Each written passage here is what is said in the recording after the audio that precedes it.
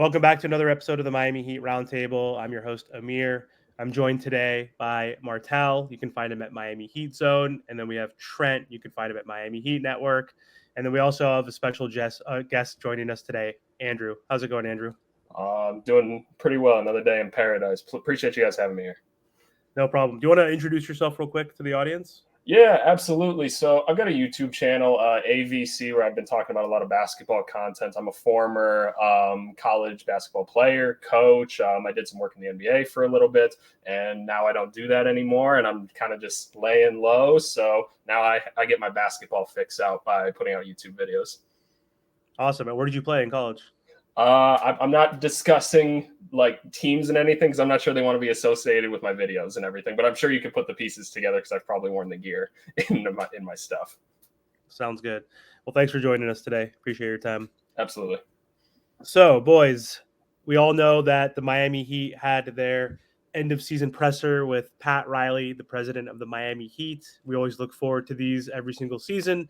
And today's was pretty interesting. Pat definitely had some praise for some of his players, including Jimmy Butler and Tyler Herro, but he also kind of was talking shit on them a little bit. And so the Godfather seems to be back to a certain degree where he's becoming a little more cutthroat and he's just tired of load management and tired of his team missing games. I think the theme generally was availability. And I've said this many times on the podcast, the best ability is availability, especially when it came to Tyler and Jimmy. So let's unpack that. Like he basically was saying, hey, Jimmy has an extension eligible July 7th, but we don't have to talk about that till next year.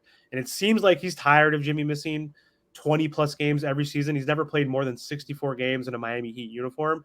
And he's like, we have enough, essentially. He was kind of saying that. We're not going to pull this team apart. We're not going to rebuild or tank. We need to retool, but it starts with Jimmy Butler. Like, if he wants a max contract, he needs to be available. Tyler Herro, like, if you want to be a part of this team and be a star, like, you're fragile. Like, you need to, like, hit the gym and eat better. Like, you need to figure shit out to stay on this court. So, Andrew, what are your thoughts on that, like, mentality, like, and kind of like load management in general, like this era of basketball, like you can miss 65 games or you could play 65 games and be eligible for an award.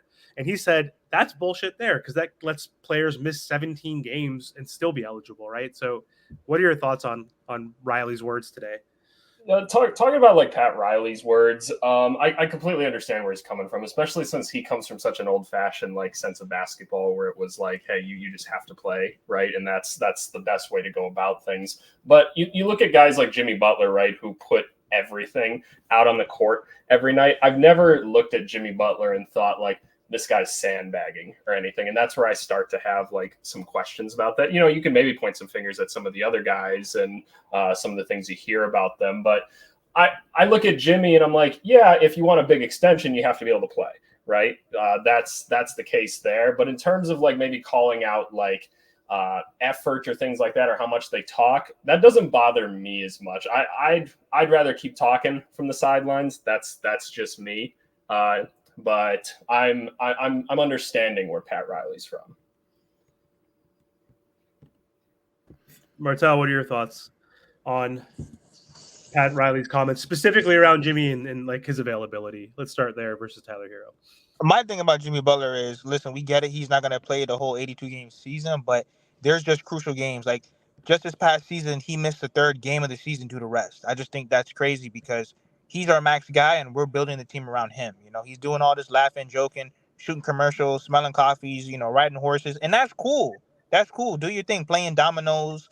That's cool. But when it comes time to basketball, we can't just hope and pray for Jimmy Butler to just come and save us just because we put the bat symbol up. You know, we got to take the regular season seriously. And to be honest, Pat has always been like this. Pat is allowing Jimmy Butler to do things that he didn't even let D Wade and Braun do, or Chris Bosh. And I understand that times change, and of course you got to be a little bit more flexible. But you can see after today, they're done with it. You know what I mean? And just this presser alone, Pat even said that they spoke to Jimmy Butler last year about being available. So even though we don't see Pat always talking about it, at least he's addressing it behind closed doors. And Heat culture will be here. Well, was here before Jimmy, and it'll be here after Jimmy. And once again, I ain't got no major issues. I just need him to be available more throughout the regular season if we're gonna go all in with Jimmy. Man, I'll say this, man. Listen, Jimmy Butler, if you tried 5 games, you would have never been in the plan.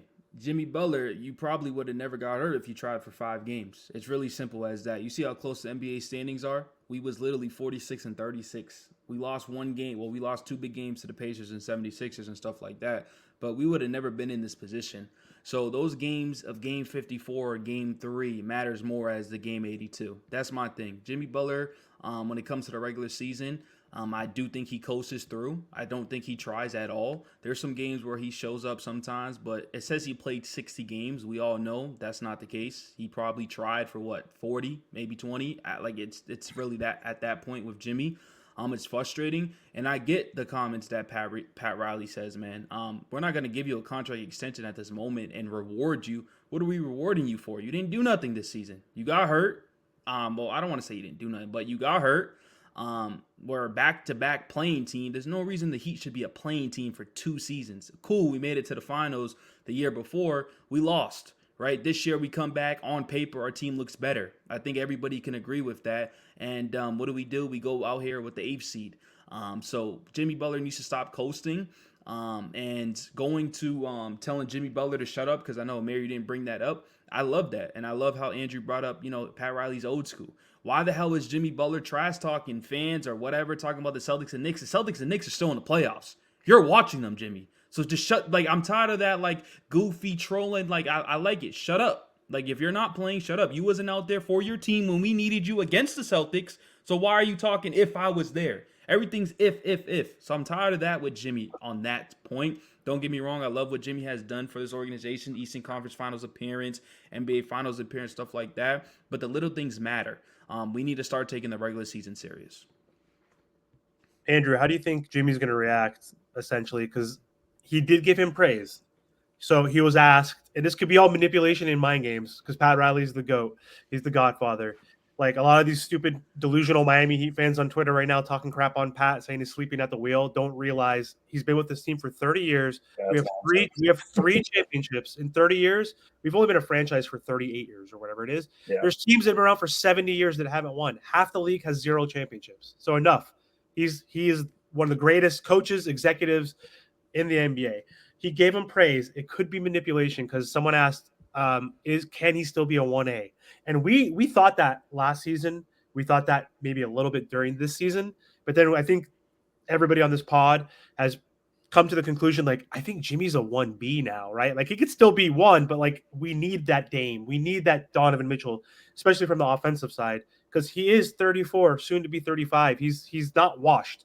He's dwindling slowly. You could see it in his field goal percentage, his points at the rim and things of that nature. But he did say, though, I don't know if this was hype, I think he still could be a 1A and lead us to a championship. Are you going to trade him? He said no. But then he still called him out and said, you need to evaluate how you train this offseason, how you approach this, how we need you, basically. So do you think Jimmy's going to take this as bet, challenge, accepted, I'm going to fucking grind? Or is it going to be, oh, screw this, I'm out of here and I want to get traded? What route do you think this could go? Yeah, and I'll touch on one thing you said first about Pat Riley potentially sleeping at the wheel. As a Chicago Bulls fan, we know what an owner that sleeps at the wheel looks like. Jerry Reinsdorf doesn't do shit for us each year.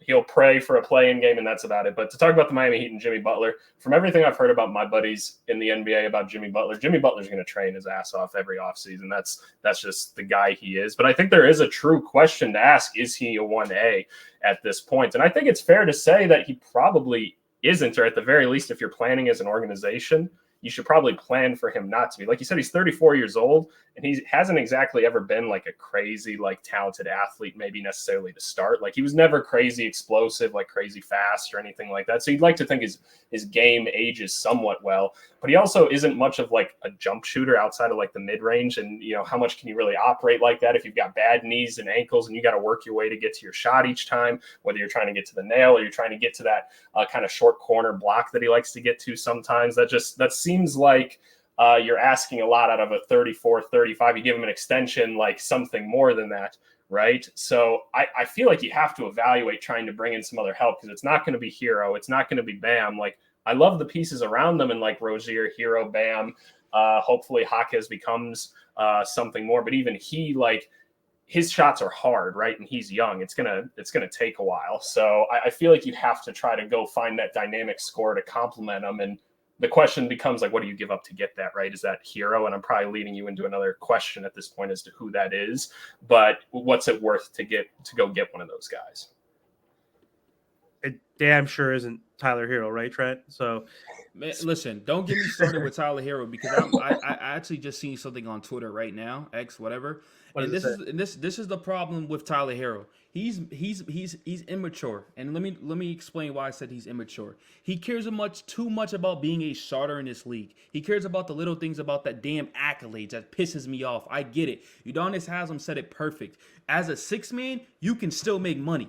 You as a six man, you could still make it to the All-Star game. But especially with the Eastern Conference being so damn weak, you can still make it. The problem is, Tyler, you haven't improved. You haven't. You've been standing still as a 20-point scorer. You hardly have any moves.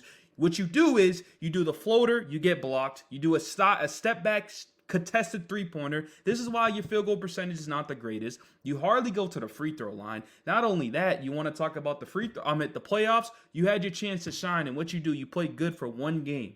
One game. That's all you did. You didn't do nothing. You probably lessened your value after the playoffs. We thought this is the chance. Okay, no Jimmy, no Terry. Let me show you what you can do. You didn't show me nothing. Actually, you made me feel worse about you. So talking about this tweet right here, because I know I'm rambling. Tyler Herro liked the post about Pat Riley saying he's a starter in this league. He cares about this too much.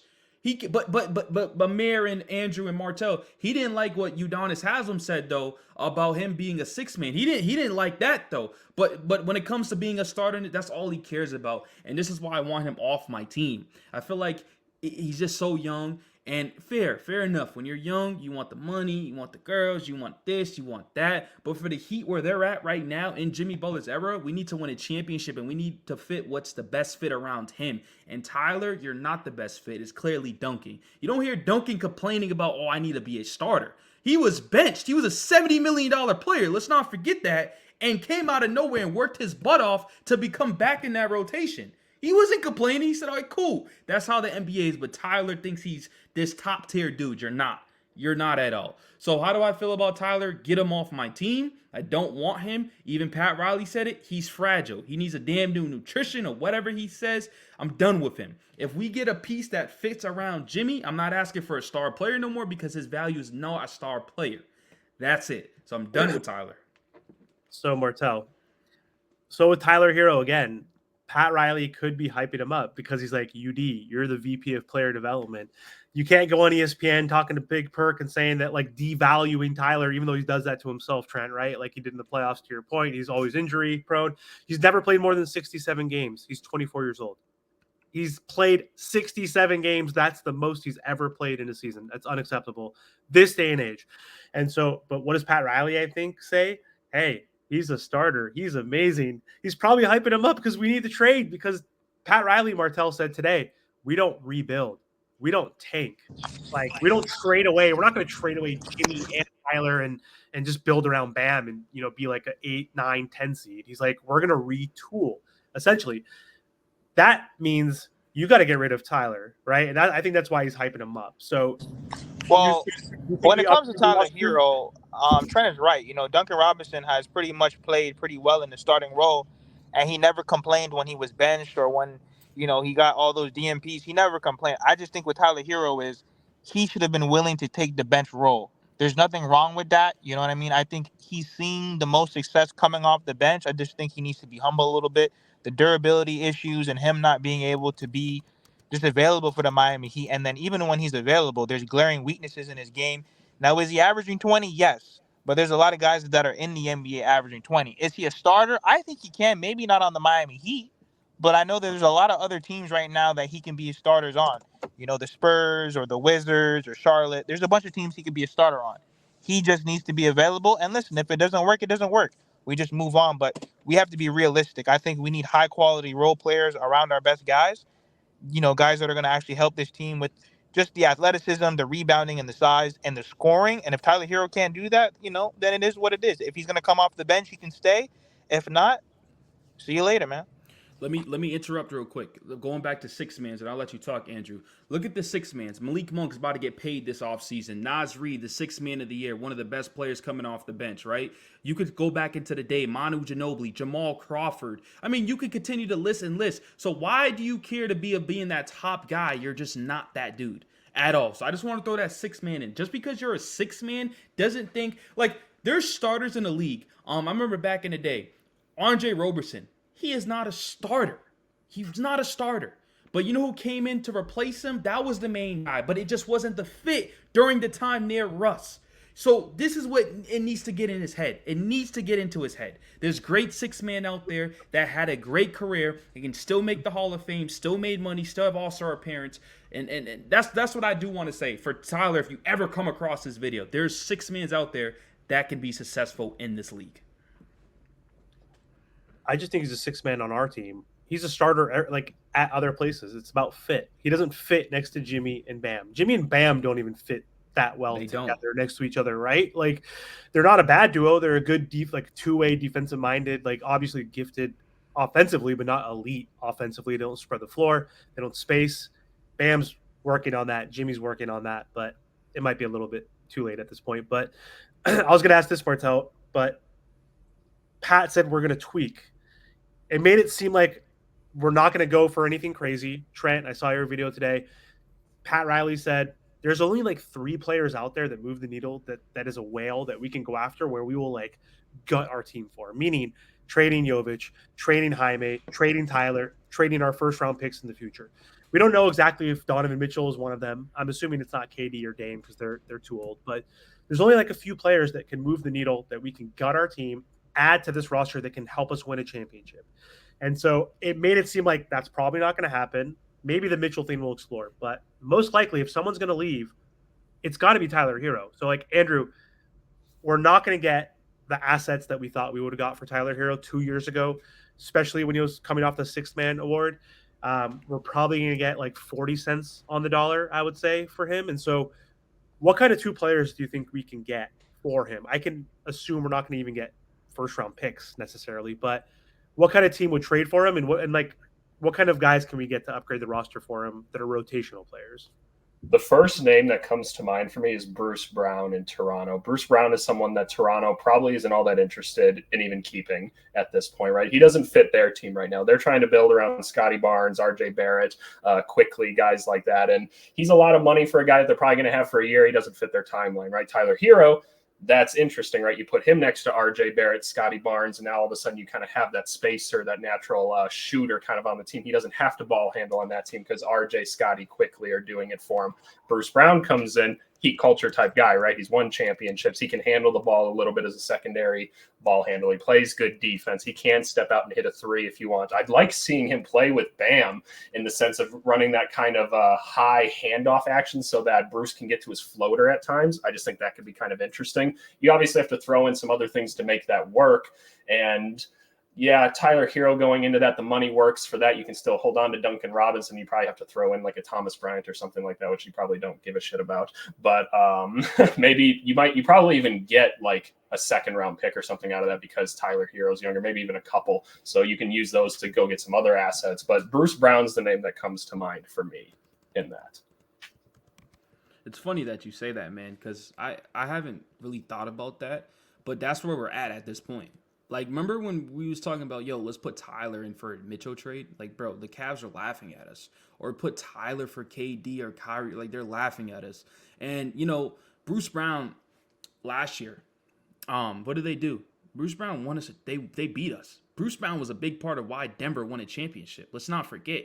And if Denver don't win this year, it's because they couldn't replace him. They thought it was going to be Christian Brown or Peyton Watson or, you know, these other players. They couldn't replace him. Bruce Brown is not a great fit for Toronto because he wants to clearly still win, and Toronto's on that rebuilding spot. So I don't really look at the stats and numbers over there. But any other place I think will be perfect. So and you know what's crazy? Maybe I'm being a hater. I don't even think Toronto would be like, we want Tyler for Bruce. Maybe I'm being a hater. Maybe, and the reason why I'm saying that is because Bruce Brown can get value elsewhere. I really do. And you're also dealing with one of the toughest GMs. Masai, he's tough to deal with. He's not easy to deal with. So he's gonna try to get the best value out of everything, every penny. And then you got Petty over here, Pat and Mickey and all this. So I think it will be an interesting thing. But I wouldn't mind having Bruce Brown on my team because then you have Terry, Duncan, Jimmy, Jovic, and Bam. And then, or you could put Bruce Brown, whatever you want to do. Bruce Brown's not complaining about what position he's playing or what start, because he could play 1 through 5. Personally, in my opinion, I think he can. He can come off the bench. He can be your guard. He can do that. So, there's a reason why Denver couldn't pay him. You think they want to bring him back? Of course. He outpriced it. So I actually like that idea. I don't have any trade ideas involved for Tyler at the moment, but yeah, I honestly think, and we can wrap it up or we can continue to keep talking about some stuff, but I don't think Tyler gets traded, unfortunately. I think what Pat wants to do is make minor tweaks, minor changes. Those 2 to 3 superstars, I don't know who the hell they are. I don't. The only stars that I'm thinking about that are not even realistic that you would try to make a trade for is like a Luka that you go. He said, what's the word he said? He says to the moon. To the moon. Moonshot. Like who the hell is that? Is Not it Luke? Mitchell. Is it Luke? I don't even think that's Mitchell. Yeah, you're right. He's good, but he's not that good. That's like Luka, to your point. Shea, like Alexander, all those dudes.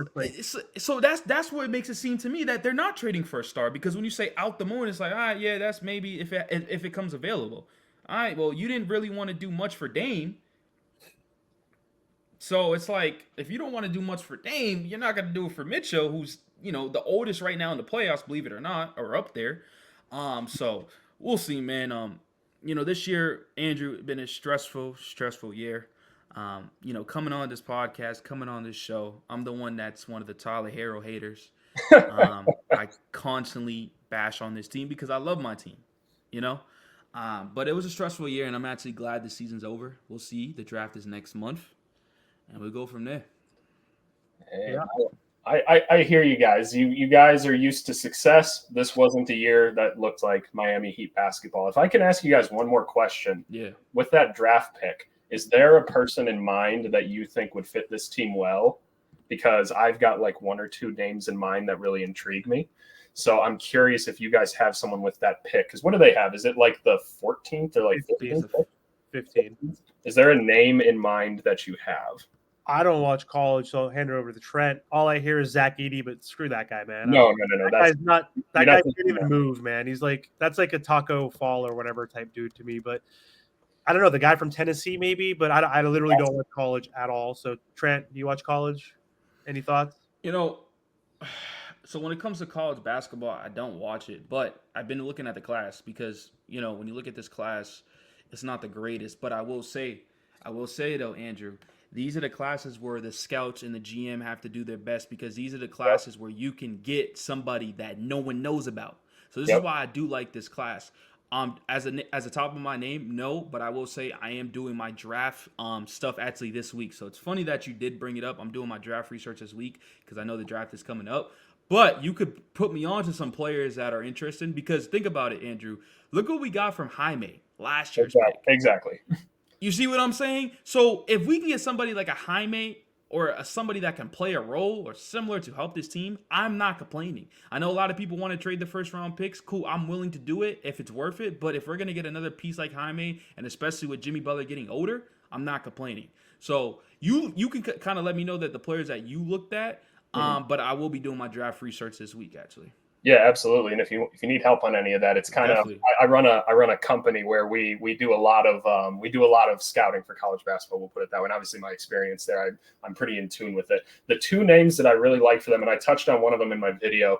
Dalton Connect, one of them from Tennessee, I think makes a lot of sense. I look at him as a more mature Tyler Herro. He's 6'6". He's got sneaky athleticism, an elite shooter.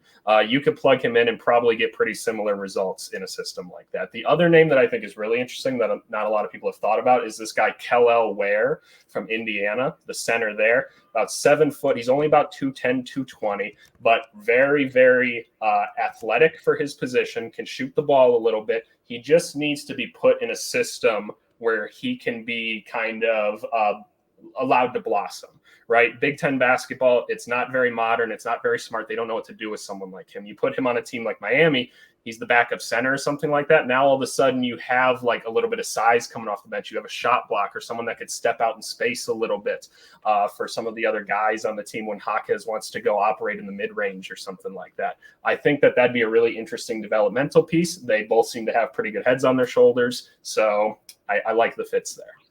Hey, I will say, Andrew, right? I'm looking him up real quick. He averaged 16 points and 10 rebounds. Yep. Him? Yeah. Hello? So, can he spread the floor? Because I'm seeing he shoots 42% from the three last year, but then the year before that, he shot 27. So, I don't know if that's just low. With Big Ten basketball, like you have to keep the perspective of like they don't always know what they're doing in terms of like trying to get spacing and stuff on the court. He doesn't take a lot of threes, but the fundamentals are honestly perfect, for a big man. Like if you get him in the gym and get him in the right system and get him consistent looks, I think you're going to be just fine. Yeah, I mean, dude, just looking at the leap from his first year from averaging 6 to 16. Exactly. I mean, that's the leap that I like to see right there. So I definitely give you a text or call, whatever, to talk about these draft stuff because I'm interested about it. And we'll go from there. But yeah, Marin Birdie.